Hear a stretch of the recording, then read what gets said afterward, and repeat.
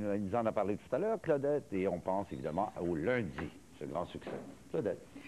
Mais bonjour, Denis. Bonjour, ça me fait d'abord un grand plaisir de vous recevoir parce que nous, ça fait quand même, quoi, 12 ans, 13 ans déjà qu'on se connaît, qu'on se connaît bien, nos chemins professionnels se sont croisés. Absolument. Mais Clairette, ça fait quand même, pas Clairette, Muriel Millard, ça fait quand même pas mal plus d'années que vous la connaissez. Vous avez des souvenirs attachés à sa carrière. Souvenirs, oui.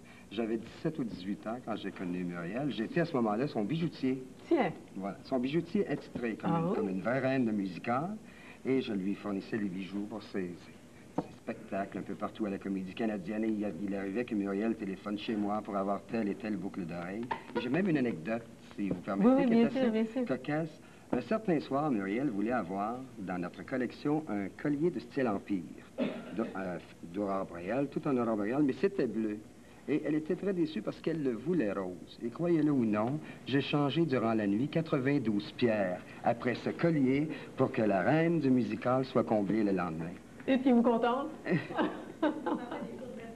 Et tout ce que j'ai demandé en retour, c'est de me chanter Léon quand elle arrive en spectacle. Parce que c'était une chanson qu'elle faisait avec un tel dynamisme. Mais Muriel et moi, nous nous sommes fréquentés, nous sommes allés chez elle, à Fabreville, j'ai connu Jean-Paul, c'était merveilleux. Denis, on pourra en parler longtemps, mais je voudrais bien qu'on parle de votre dernier né, Adèle et Amélie, un roman. C'est votre premier roman, mais vous aviez déjà publié autre chose avant. Oui, une biographie de Gilda. Ah oui, ça c'est au tout début. Et ensuite, j'ai fait des livres, j'ai publié des livres de chevet. Inspirés de mes billets. J'ai fait la trilogie Au fil des sentiments, Pour un peu d'espoir et Les chemins de la vie. Et là, voilà que j'arrive avec mon premier roman. Voyez-vous, c'est ça la vie. J'écris, j'ai laissé les bijoux, j'écris. Muriel a laissé le micro et elle peint. Et elle peint. Alors, mais c'est un roman qui nous tient en haleine. Moi, je dois dire que d'une page à l'autre, d'une ligne à l'autre, j'avais envie de connaître la suite. Alors, parlez-nous un petit peu des deux sœurs, Adèle et Amélie, qui sont nées avec le début du siècle et qui sont mortes en 89, voilà, ou à peu près. Alors, c'est une vie, ça, hein, l'espace d'un siècle.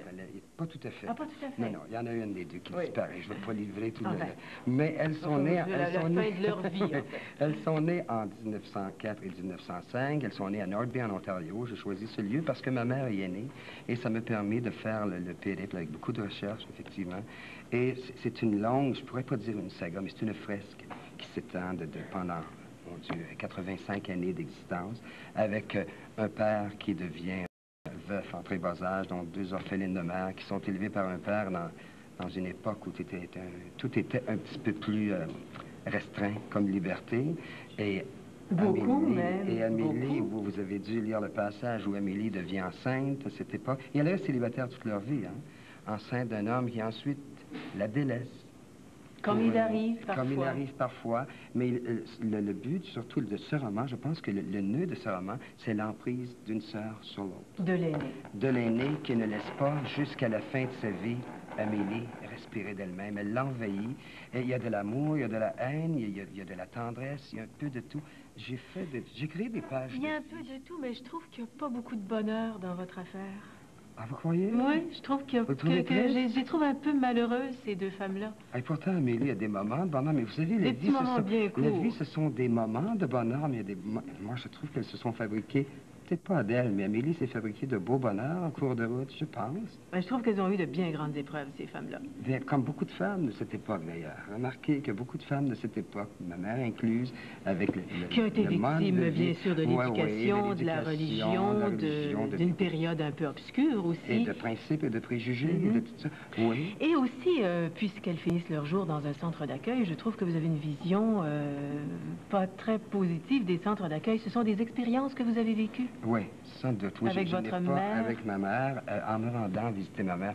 Ce n'est pas la vision des soins, c'est surtout la vision des faits. Je ne comprends pas que ces femmes qui ont été des femmes qu'on a respectées en soient rendues à être traitées comme des enfants sans respect à certains moments. Et je l'ai glissé, venant de mon âme, dans ce livre, Face aux deux sœurs, parce que je l'ai vu, malheureusement. Et moi, j'ai un respect de cet âge d'art, de cet âge que plus on avance, plus on se doit d'être respecté. Et ça me permet d'apporter quelques précision. Ce sont deux femmes qui vous ont habité, j'ai l'impression. Beaucoup, beaucoup, oui. Et d'ailleurs, à un certain moment, ils ont guidé ma main. Vous savez, ce n'est plus moi qui Ça, il écrivais. paraît que c'est le signe d'un véritable écrivain. Quand les personnages commencent à vivre, là, par eux-mêmes, de façon autonome, il paraît que c'est signe que là, on est écrivain dans l'âme. Oui, je suis devenu leur esclave jusqu'à la fin. Vous savez, ça m'a pris 3 ans pour écrire ce roman. Au début, je savais ce que je voulais faire avec mes héroïnes. Et plus ça allait, plus elles me disaient quoi faire. Finalement, j'ai été guidé. On a vu tout à l'heure la page couverture de votre livre, qu'on peut peut-être regarder encore. C'est publié aux éditions de Mortagne. Où est-ce que vous avez déniché cette photo-là? C'est beau, hein? C'est très belle. C'est une photo que Elle est j'ai très cherchée parmi beaucoup de documents jusqu'à ce que je trouve vraiment ce que je voulais pour représenter Adèle et Amélie. Et en communiant de l'autre côté, ouais. J'ai fait beaucoup de choses. Je voulais que le roman ressemble vraiment à l'époque, que la photo soit d'époque, qu'elle le représente. Le lettrage a été fait à la main. Je voulais que ce soit authentique. Vous savez que j'écris à la main avec presque une chandelle. Presque une chandelle, oui. Ça vous ressemble. Je suis archaïque, je suis ça vraiment... Je dois dire qu'il y a beaucoup de tendresse et beaucoup de romantisme dans cette histoire. Bon, voilà. Mais ça aussi, ça vous ressemble. Voilà, oui, c'est vrai.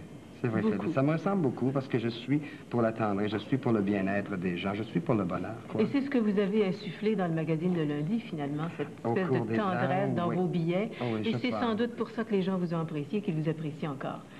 J'aurais besoin de vous, Denis, dans les prochaines minutes, parce que vous savez que les vacances s'en viennent, et ça, c'est un très, très beau livre de vacances. C'est un livre facile à lire. Oui, c'est un roman estival. Mais j'ai reçu d'autres livres que je voudrais bien présenter à nos auditeurs, d'autres livres de vacances.